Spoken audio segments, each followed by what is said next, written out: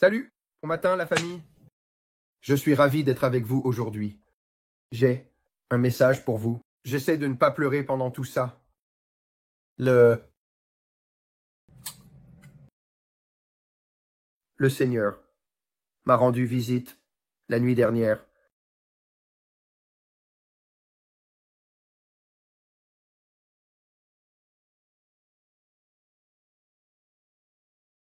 Désolé, je vais me ressaisir parce que j'ai un message pour vous. Le Saint-Esprit? D'accord, d'accord. Ressaisis-toi ici. J'ai eu une visitation. Une vision à yeux ouverts qui a duré environ 1 heure. Le Seigneur m'a montré beaucoup de choses. Ce qui est à venir.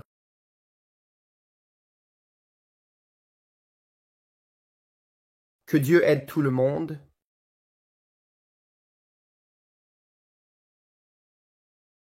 Il m'a dit de faire 2 vidéos. Il a dit, je veux que tu le sépares. Ne fais pas tout d'un coup. Donc, je vais vous donner la première partie et la deuxième partie. Mais je vais vous donner la dernière partie en premier. Parce que c'était sacré. La façon dont, peu importe comment il est apparu, Jésus est apparu la première fois. En fait, c'était vraiment à propos de l'économie et de ce qui s'en vient. En réalité, en ce qui concerne ce qui est important. Plus sur ce qui s'en vient financièrement pour vous. Et puis, la dernière partie était son cœur est un cri pour les perdus. Donc je vais commencer par là. Dans cette vision, j'ai vu le soleil se coucher. Et l'Esprit du Seigneur m'a dit, il a dit, Brandon, le soleil se couche sur cette dispensation de temps. Il a dit, tout ce que l'humanité a été, cette partie-là, touche à sa fin. La dispensation de la grâce touche à sa fin. Et nous allons, tu vas y aller, ils vont entrer dans la tribulation. La tribulation est sur le point de commencer. Et j'ai vu le soleil se coucher, et il était juste à l'endroit où il était, prêt à se coucher. Et je pouvais voir le soleil percer à travers les nuages, et c'était magnifique. Mais il n'y avait pas le temps. Tout était sans temps, d'accord? La façon dont on avait l'impression qu'il n'y avait pas, comme tu sais, quand tu sens que ta vie avance, mais c'était juste une paix. C'était juste comme, ce que j'essaie de dire, c'est qu'à chaque jour, nous ressentons nos émotions, nous faisons tout. Mais c'était juste une paix totale. Je pouvais voir les belles couleurs qui apparaissaient. Tout était si...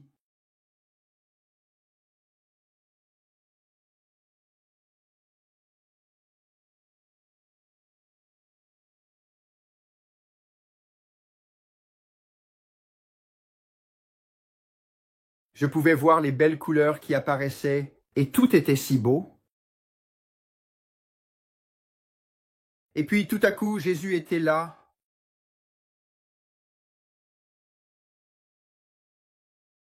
Et il portait cette belle robe. Je ne l'ai jamais vu le porter auparavant lors de mes visites. C'était magnifique. Elle avait un blanc. C'est un fil.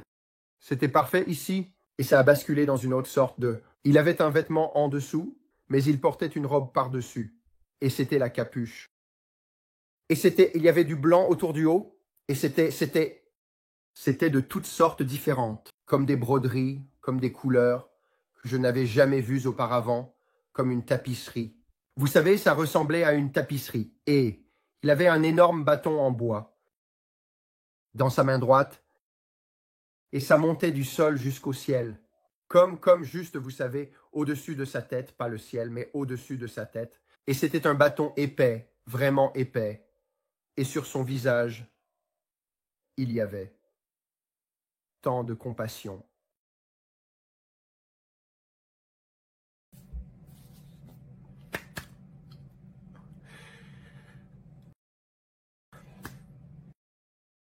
Et tout à coup, soudainement, je l'ai distinctement entendu dire clairement, il a effectivement dit, un dernier appel, vraiment un dernier appel, J'appelle mes brebis. J'arrive. J'arrive. Un dernier appel, a-t-il dit de sa bouche. Et ça ressemblait à un corps qui sonnait à travers cette vallée.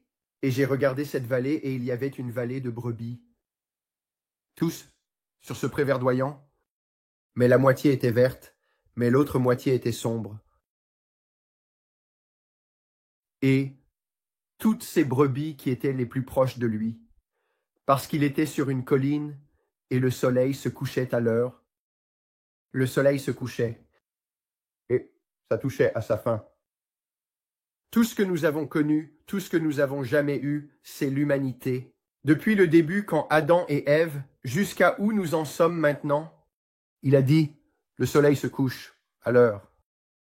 Et il a dit, Brandon, il a dit un dernier appel. Il l'a crié, et tout à coup, dans cette vallée, le soleil a commencé à briller sur les brebis. Il y avait des brebis lourdes, avec de grosses fourrures. Il y avait des brebis maigres qui avaient l'air d'avoir été tondues, et elles n'avaient complètement pas de fourrure. Elles avaient juste l'air de brebis nues, et elles paissaient sur cette herbe. Et tout à coup, elles l'ont regardé, les brebis, et elles ont commencé à bêler. Bêler, bêler. Et elles ont commencé à courir vers le père, et il les attendait. La grosse brebis courait. Mais c'était intéressant parce que je pouvais voir leurs pattes, et elles étaient presque au trot, comme aussi vite que tu peux un galop. Comme si tu galopais, essayant d'atteindre le père. Certaines des brebis se déplaçaient en se dandinant. Elles se dandinaient parce qu'elles étaient plus lourdes que les autres.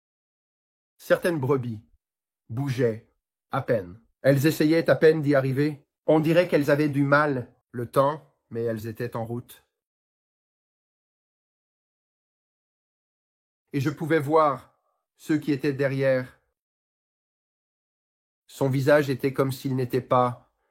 Il avait l'air de désirer. Je ne veux pas utiliser des mots qui... Mais c'était comme s'il était en détresse, comme si le Seigneur pouvait les voir, mais qu'il ne regardait pas. Ils avaient un pelage gris, et ils avaient du noir sur eux. Les brebis qui étaient derrière ici, elles étaient dans l'obscurité, et il y avait de l'herbe, et elles mangeaient, mais elles ne l'ont jamais entendu appeler. Un dernier appel. Il ne faisait pas attention, il continuait juste à manger. Le temps était compté, et il ne le savait même pas. Ces brebis étaient couvertes comme de suie, elles étaient couvertes de noir, et elles paissaient toutes sur la terre. Et je continuais juste à regarder son visage. Et il continuait à regarder. Et il regardait pour voir s'ils allaient l'entendre alors qu'il appelait. Parce que le temps nous est compté. Le temps nous est compté. L'humanité telle que nous la connaissons touche à sa fin. L'humanité, comme elle l'a été pendant les 6000 dernières années, avant d'entrer dans le règne millénaire, nous sommes sur le point d'entrer dans la tribulation, et c'est ce qu'il essayait de dire à tout le monde, qu'il y avait un dernier appel, une dernière récolte, une dernière poussée. Et je vous ai déjà dit tout ça, que les cloches sonneront dans l'église une dernière fois pour annoncer son arrivée. Maintenant, il me donne ça. Il est venu me voir personnellement et il m'a dit de te dire qu'il y a un dernier appel. Si tu vis sur le fil et que tu ne vis pas pour Jésus, ce bateau, est-ce que ton bateau est prêt? Es-tu prêt pour la venue du Seigneur? Ton cœur est-il prêt pour la venue de ton roi? Si tu ne l'es pas et que tu hésites, tu ferais mieux de mettre ton cœur en ordre devant lui, parce que tu es sur le point de rater le bateau. C'est tout? Le soleil se couche. Le soleil se couche et les gens dorment. Certains d'entre eux étaient éveillés et cherchaient le Seigneur. Ces moutons étaient attentifs, et ils ont entendu sa voix, parce que la Bible dit « Mes brebis connaissent ma voix et celle d'un étranger. Ils ne suivront pas. » Un dernier appel. Et j'ai vu ce soleil se coucher et il est descendu. Et tout à coup, c'est la fin de la vision. Chaque fois que j'étais là avec le Père, je n'avais jamais vu ça auparavant dans le royaume spirituel. Chaque fois que je regarde, je peux voir le soleil descendre. Partout, juste partout. et la lumière brillait directement dans mes yeux spirituels, et je ne pouvais rien voir d'autre. Et c'était juste du feu partout sur moi. Et puis, le soleil s'est couché et il est parti. La vision s'est arrêtée instantanément. Et le Seigneur a commencé à me dire, il a dit, je veux que tu dises à mon peuple qu'il y a un dernier appel. Brandon, il y a un dernier appel. Et j'arrive. Je leur donne une dernière chance. J'essaye d'obtenir une grande récolte d'âmes. Il avertissait les gens qu'il arrive. Et en priant, pour Israël, en priant, pour les choses qu'il me montre, qui arrivent. Et un grand tremblement. Je sais que ce n'est pas un mot dans le vocabulaire anglais de dire shakening, mais un grand tremblement arrive, plus que ce que quiconque réalise. Les gens ne sont pas préparés à ce qui est sur le point d'arriver. Et le Seigneur a dit, Brandon, il est temps que tu prépares encore plus ton bateau. Sépare-toi pour moi. Il a dit, pour le peuple, il m'a montré des gens sur YouTube, il m'a montré des gens que je connais. Il a dit, Brandon, ils seront ruinés en une journée. Ils vont tout perdre parce que leur cœur n'est pas avec moi. Ils sentent qu'ils le sont, a-t-il dit, mais ces gens-là, et il me les a tous montrés. Et il a dit, Brandon, chacun d'eux sera humilié, chacun d'eux va tout perdre aussi vite. Tout ce qu'ils ont jamais eu et tout, il a dit, parce que, Brandon, mon cœur n'est pas que quiconque périsse, mais que tous viennent à la repentance. Mais parfois, nous traversons des moments difficiles parce que nous sommes trop têtus. Nous n'écoutons pas, nous ne regardons pas, nous n'attendons pas, nous n'avons pas nos lampes pleines. Le gardant en première position, en faisant de lui le Seigneur de ta vie, il est deuxième, peut-être troisième. Tu ne le consultes pas du tout.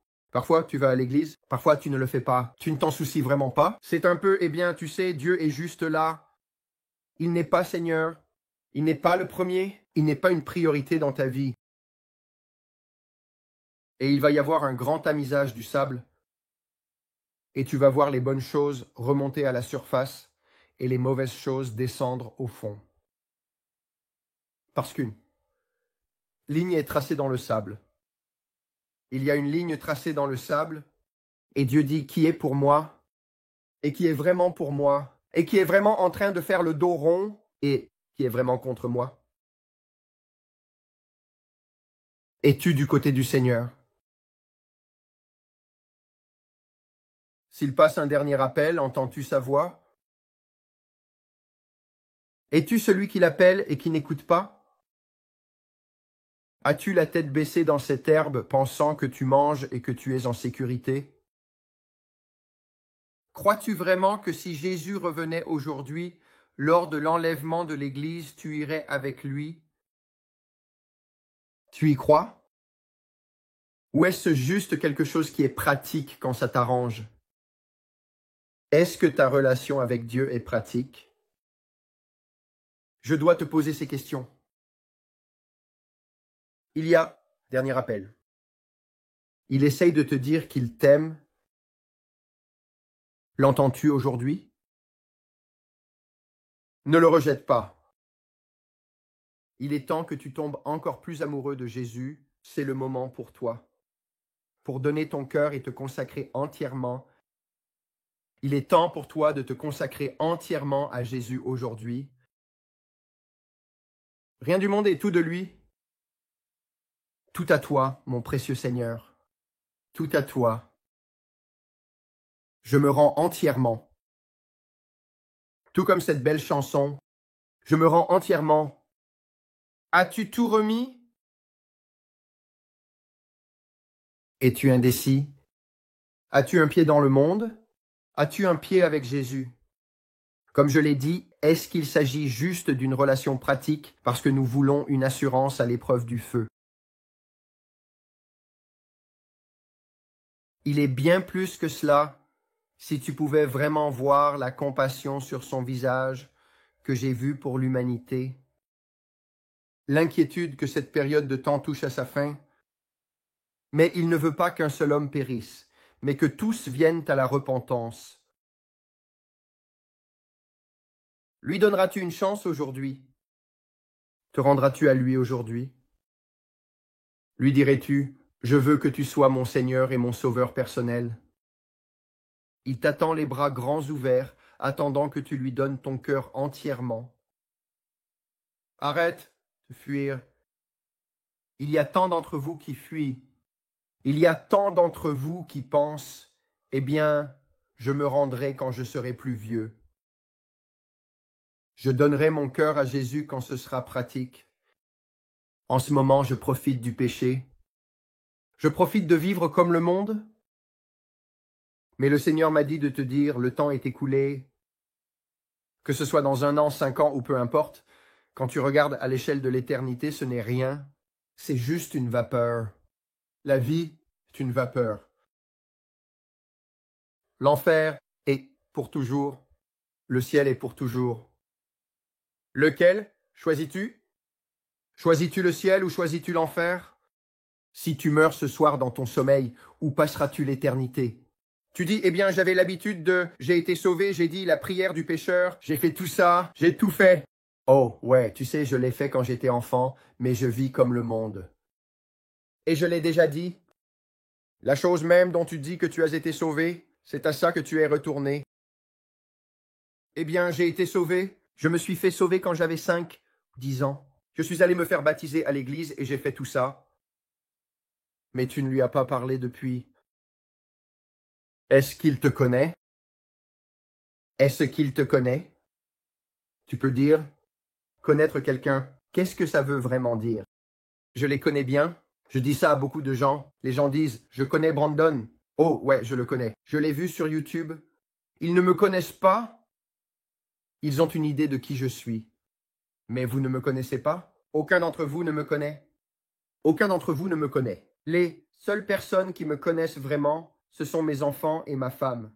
Peut-être que ma mère et mon père, ils m'ont élevé, mais les gens qui sont intimes avec moi, qui m'aident en cours de route. Mais aucun d'entre vous ne me connaît? Je vais être franc avec toi. Vous avez beaucoup entendu parler de moi, et tu as peut-être entendu beaucoup de choses sur Jésus. Vous avez peut-être entendu beaucoup d'histoires de la Bible, mais ça ne veut pas dire que tu le connais. Il y a une intimité avec le Père. C'est un processus quotidien, tout comme c'est le cas avec votre famille qui vous connaît intimement, beaucoup d'entre vous. Et chaque fois qu'il disait, vous avez prophétisé en mon nom, vous avez imposé les mains aux malades, et ils ont guéri en mon nom. Vous avez chassé des démons en mon nom. Et il a dit, éloignez-vous de moi, je ne vous ai jamais connu. Est-ce qu'il te connaît? Est-ce qu'il te connaît? Comme je l'ai dit auparavant, ça montre un petit peu d'énergie spirituelle. Tu peux chasser un démon, ça demande un peu de foi. Si tu peux imposer les mains aux malades et les voir guérir, ça demande aussi quelque chose. Tu peux aussi prophétiser, et ça demande quelque chose parce que tu as dû entendre sa voix. Il n'a pas dit un faux prophète en mon nom. Il a dit, tu as prophétisé en mon nom, donc ça veut dire que tu l'as entendu. Mais est-ce que tu le connais? Il a dit, éloignez-vous de moi, je ne vous ai jamais connu. Je vous demande aujourd'hui de vérifier votre cœur. Je vous demande aujourd'hui de crier vers Jésus et de le faire votre Seigneur et Sauveur, pas juste une personne que vous avez. C'est pratique? Le christianisme n'est pas pratique. Souvent, il y a beaucoup de personnes. Cela m'est récemment arrivé, mais je me tiens avec lui et il me rend visite. Et il a dit, Brandon, la persécution va augmenter, mais l'onction va aussi augmenter. Et à mesure que tu fais ce que je te dis de faire, je t'utiliserai de plus en plus. N'aie pas peur des hommes, crains-moi. Ce n'est pas toujours facile d'entendre ces choses, mais je le fais pour lui parce que je veux qu'il me regarde et dise « Bien fait, bon et fidèle serviteur, entre dans mon repos. » C'est tout ce que je recherche. Chaque jour, je dis « Père, utilise-moi pour ta gloire, car nous avons ce trésor dans des vases de terre, que l'excellence, le pouvoir soient connus de lui et non de moi. » C'est tout ce que j'ai pour vous dans cette vidéo. Mais je veux vous donner à tous une chance de demander à Jésus-Christ d'être votre Seigneur et Sauveur. Vous dites cette prière après moi. Père, je suis un pécheur. Je suis éloigné de toi. Ça doit juste être rends-le personnel. Tu n'as pas besoin de tout rendre religieux, avec ces et ceux. Sois juste authentique. Père, je suis un pécheur. Je te demande de venir dans ma vie et je veux te faire mon Seigneur et Sauveur personnel. Pardonne-moi et purifie-moi de toute injustice. Pardonne-moi de mes péchés. Je veux que tu écrives mon nom dans le livre de vie de l'agneau. Je me livre à toi. Fais avec moi. Fais ta volonté dans ma vie. Tu es le capitaine de mon navire. J'ai besoin de toi. Je suis perdu sans toi. Merci Seigneur de m'avoir pardonné. Merci Seigneur que Jésus est mort pour moi et qu'il est ressuscité le 3e jour. Et tu y crois? Crois-le de tout ton cœur qu'il est mort et qu'il est ressuscité le 3e jour. Dis de ta bouche qu'il est ton Seigneur. Et ensuite, fais en sorte de trouver une église qui croit en la Bible, qui prie, lit sa Bible et t'enseigne comment vivre par la foi. Et connecte-toi à cette église. C'est aussi simple que ça? Pardonne, marche simplement, et ensuite arrête d'être un idiot. Arrête de le pratiquer. Ouais, on tombe et on se blesse les genoux. Mais nous ne le faisons pas habituellement, intentionnellement. Je vais sortir et faire la fête et m'amuser ce soir. Et ensuite, je vais me repentir dimanche. Non.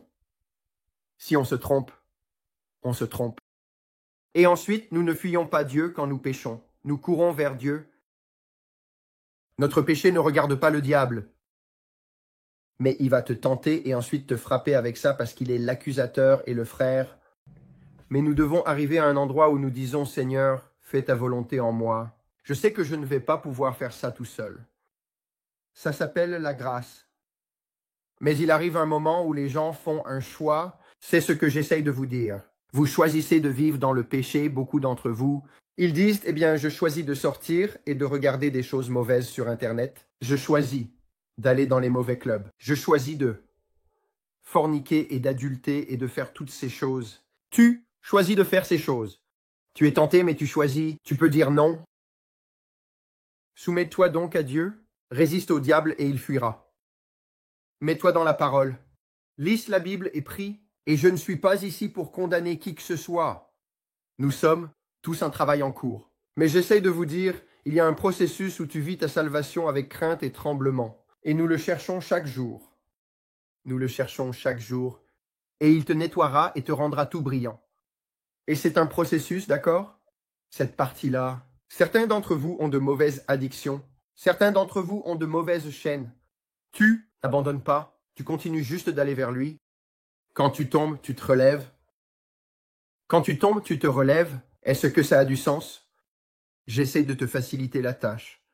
Alors, pour tous les autres, je vous bénis au nom de Jésus.